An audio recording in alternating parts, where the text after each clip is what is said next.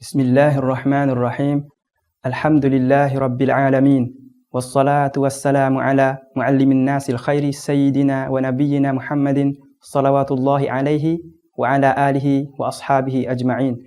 معكم أخوكم نصر الدين من فطاني. تخرجت من جامعة الأزهر كلية أصول الدين قسم العقيدة والفلسفة. جئت إلى مصر سنة 2017 وجلست فيها حوالي ست سنوات. التحقت بالأزهر الشريف وتعلمت وتربيت على أيدي العلماء، والسبب الرئيسي في استكمال هذه الرحلة العلمية هذه الدار، دار وفاء الأجيال الخيرية.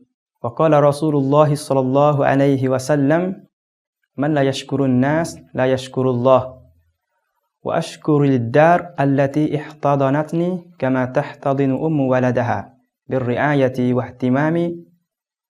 وجدت فيها العلم والأخلاق والتربية لما تقوم به من أنشطة علمية وتربوية مختلفة.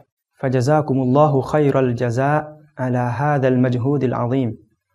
وفي الختام أسأل الله أن يحفظ الأزهر الشريف، وأن يحفظ هذه الدار المباركة، وأن يبارك في كل القائمين والداعمين لهذا خير العظيم. فجزاكم الله خير الجزاء، والسلام عليكم ورحمة الله وبركاته.